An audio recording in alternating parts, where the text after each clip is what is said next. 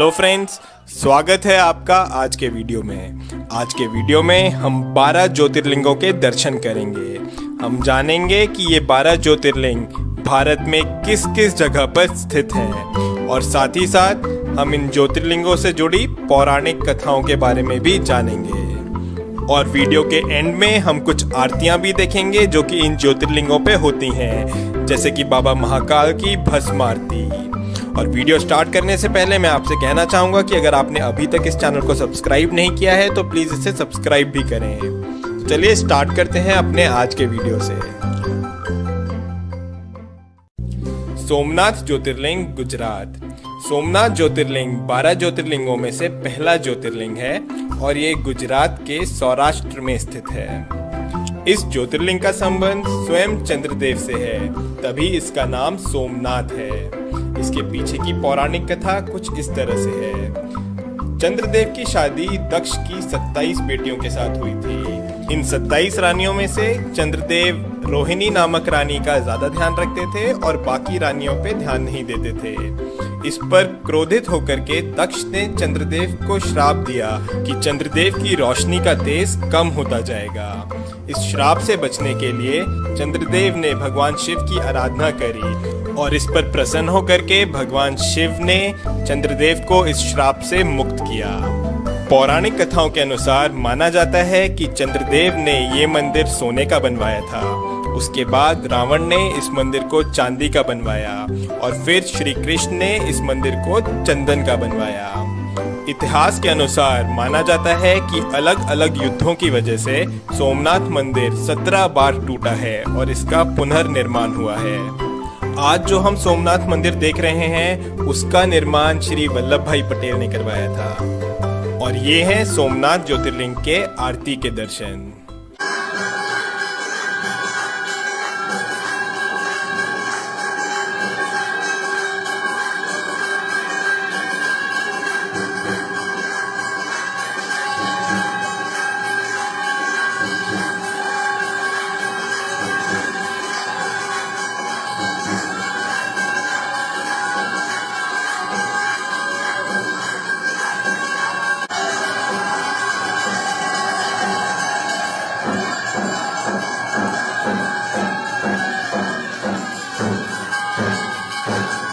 मल्लिकार्जुन ज्योतिर्लिंग, श्रीसेलम। मल्लिकार्जुन ज्योतिर्लिंग आंध्र प्रदेश में श्रीसेलम नाम की जगह में कृष्णा नदी के तट पर स्थित है। इसकी पौराणिक कथा कुछ इस तरह है। जब भगवान गणेश और भगवान कार्तिकेय की शादी की बात चल रही थी तब प्रश्न ये उठा कि किसकी शादी पहले होगी। इसका निर्णय करने के लिए भगवान शिव ने दोनों को विश्व का चक्कर लगा करके आने को कहा। इस पर भगवान कार्तिकेय अपना वाहन लेकर के निकल गए, लेकिन गणेश जी ने चतुराई दिखाई और भगवान शिव और पार्वती के ही 7 चक्कर लगा लिए। जब भगवान कार्तिकेय वापस लौटे तो उन्हें लगा कि उनके साथ छल हुआ है और वो रूठ करके कैलाश छोड़ करके क्रौंजा पर्वत पर जाकर रहने लगे। माता पार्वती के कई बार समझाने पर भी उन्होंने अपना हट नहीं छोड़ा और वो कैलाश वापस नहीं आए। तब भगवान शिव और माता पार्वती स्वयं ही कैलाश छोड़ करके श्रीसेलम में आकर के रहने लगे और इस तरह से ये प्रसिद्ध हुआ मल्लिकार्जुन ज्योतिर्लिंग के नाम से। महाकालेश्वर ज्योतिर्लिंग, उज्जैन। महाकालेश्वर ज्योतिर्लिंग उज्जैन में शिप्रा नदी के तट पर स्थित है। माना जाता है कि महाकालेश्वर ज्योतिर्लिंग स्वयंभू है, यानी कि वो खुद से यहाँ उत्पन्न हुआ है। महाकाल ज्योतिर्लिंग की विशेषता ये है कि ये एकमात्र दक्षिण मुखी ज्योतिर्लिंग है। यहाँ पर हर रोज सुबह 4 बजे भस्म आरती होती है जो कि पूरे विश्व में प्रसिद्ध है। उज्जैन के लोग महाकाल को इस नगरी का राजा मानते हैं। और ये है महाकाल बाबा की आरती के दर्शन।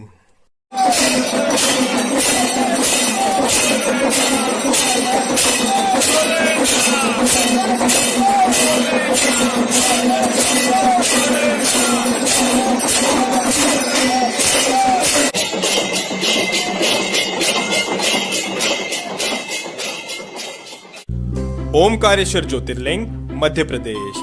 मध्य प्रदेश में महाकाल बाबा के अलावा ओमकारेश्वर ज्योतिर्लिंग भी है। ये ज्योतिर्लिंग इंदौर के पास खांडवा डिस्ट्रिक्ट में नर्मदा नदी के तट पर स्थित है। ये ज्योतिर्लिंग जिस पहाड़ पर है वो पहाड़ नर्मदा नदी के बीच एक द्वीप है। इस पहाड़ के चारों ओर नर्मदा नदी बहती है और इस वजह से ये पहाड़ ओम के आकार में है और तभी इस ज्योतिर्लिंग को ओमकारेश्वर के नाम से जाना जाता है।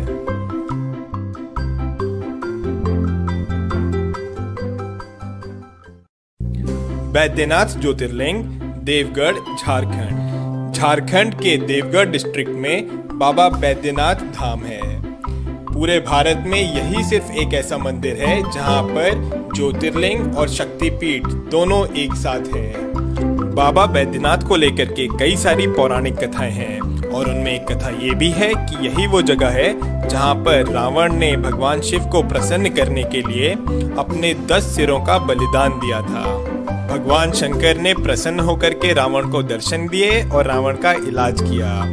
तभी इस धाम को वैद्यनाथ के नाम से जाना जाता है क्योंकि भगवान शंकर ने वैद्य की तरह रावण को ठीक किया। भीमाशंकर ज्योतिर्लिंग महाराष्ट्र। भीमाशंकर ज्योतिर्लिंग महाराष्ट्र में पुणे के पास सह्याद्री हिल्स पर है। यहाँ से भीमा नदी उत्पन्न होती है। इसकी पौराणिक कथा कुछ इस तरह से है। त्रिपुरासुर नामक राक्षस इस जगह पर काफी उत्पात मचा रहा था। उसको खत्म करने के लिए भगवान शिव खुद यहाँ पर आए और उससे युद्ध किया और उसको खत्म किया। युद्ध के बाद भगवान शिव काफी थक गए थे और यहाँ पर बैठ करके उन्होंने आराम किया और माना जाता है कि भीमा नदी उनके पसीने से निकलने वाले जल से उत्पन्न हुई। इसके बाद वहाँ के लोगों ने भगवान शिव से प्रार्थना करी कि वो यहीं पर ही बस जाएं, तो भगवान शिव प्रसन्न होकर के यहाँ पर हमेशा के लिए भीमाशंकर ज्योतिर्लिंग के रूप में स्थापित हो गए। रामेश्वर ज्योतिर्लिंग तमिलनाडु। रामेश्वर ज्योतिर्लिंग तमिलनाडु में रामनाथ नाम की जगह पर है। ये 12 ज्योतिर्लिंगों में से एक ज्योतिर्लिंग तो है ही, साथ ही साथ ये हिंदू धर्म के अनुसार 4 धामों में से एक धाम भी है। रामेश्वर ज्योतिर्लिंग की स्थापना स्वयं श्री राम ने करी थी। लंका तक जाने के लिए समुद्र पार करने से पहले श्री राम ने स्वयं इस शिवलिंग की स्थापना करी थी, तभी इसको रामेश्वर नाम से जाना जाता है।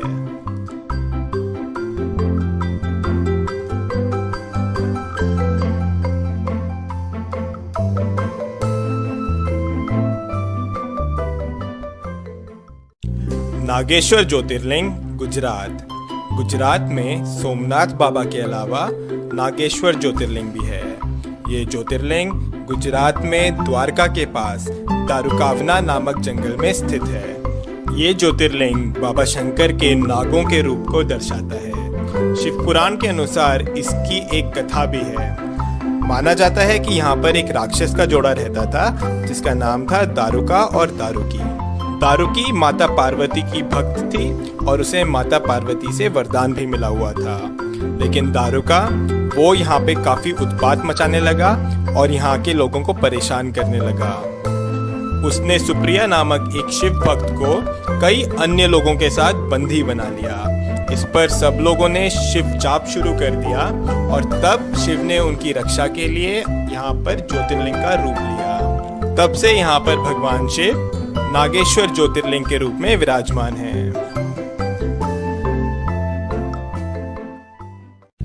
विश्वनाथ ज्योतिर्लिंग बनारस।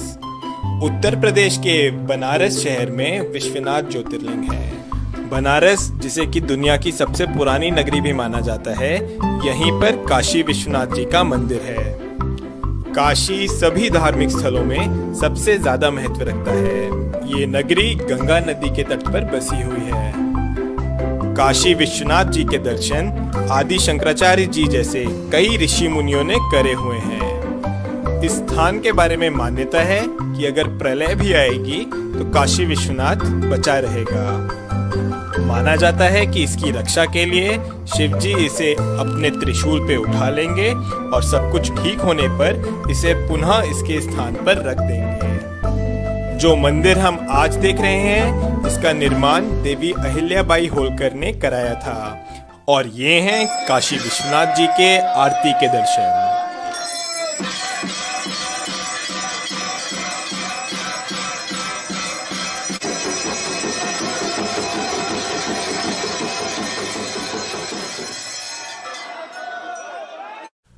त्र्यंबकेश्वर ज्योतिर्लिंग नासिक। महाराष्ट्र में नासिक के पास त्र्यंबकेश्वर ज्योतिर्लिंग है। ये ज्योतिर्लिंग ब्रह्मगिरी पर्वत के पास है और ब्रह्मगिरी पर्वत से गोदावरी नदी उत्पन्न होती है। माना जाता है कि गौतम ऋषि और गोदावरी नदी के आग्रह करने पर भगवान शिव ने यहाँ पर ज्योतिर्लिंग का रूप लिया।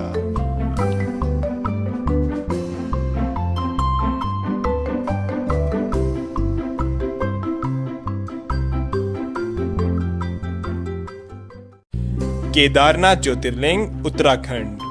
उत्तराखंड में रुद्रप्रयाग जिले में केदारनाथ ज्योतिर्लिंग है। गौरीकुंड से आगे जाकर के मंदाकिनी नदी के तट पर बाबा केदारनाथ विराजमान है। इस मंदिर का निर्माण पांडवों ने करवाया था। महाभारत के युद्ध के पश्चात पांडव अपने भाइयों की हत्या के पाप से मुक्त होना चाहते थे, इसलिए वो भगवान शंकर के दर्शन चाहते थे। पर भगवान शिव उनसे रुष्ट थे, इसलिए उन्हें दर्शन नहीं देना चाह रहे थे और इसलिए भगवान शिव बैल का रूप धारण करके केदारनाथ पहुंच गए। लेकिन पांडव उनका पीछा करते करते केदारनाथ भी आ गए।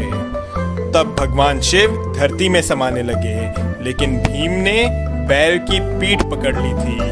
तभी यहाँ पर केदारनाथ शिवलिंग बैल के पीठ के रूप में है। भगवान शिव ने पांडवों को दर्शन दिए और उन्हें पाप से मुक्त किया।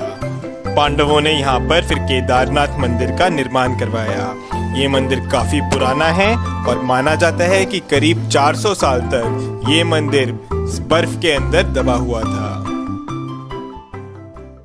कृष्णेश्वर ज्योतिर्लिंग महाराष्ट्र में औरंगाबाद के पास एलोरा केव्स हैं और इन्हीं एलोरा केव्स के पास में है कृष्णेश्वर ज्योतिर्लिंग। इस ज्योतिर्लिंग की मान्यता ये है कि यहाँ पर घुष्मा नाम की एक शिव भक्त थी। उसके पुत्र को उसकी ही बहन ने छल से मारा था। अपनी भक्त पर इस तरह के अन्याय को देख भगवान शिव यहाँ पर प्रकट हुए और घुष्मा को दर्शन दिए और इसके बाद भगवान शिव यहाँ पर ज्योतिर्लिंग के रूप में स्थापित हो गए। तो ये हैं हमारे 12 ज्योतिर्लिंग। सौराष्ट्र सोमनाथम च श्रीशैले मल्लिकार्जुनम, उज्जैन्याम महाकालम ओमकारम अमलेश्वरम, परल्याम वैद्यनाथम च डाकन्याम भीमशंकरम, सेतुबंदे तु रामेशम नागेशम दारुकावने, वाराणस्याम तु विश्वेशम त्र्यंबकम गौतमी तटे, हिमालय तु केदारम घुष्मेशम च शिवालय। ओम नमः शिवाय। और ये हैं कुछ वीडियोस जो यहाँ की आरतियों की हैं।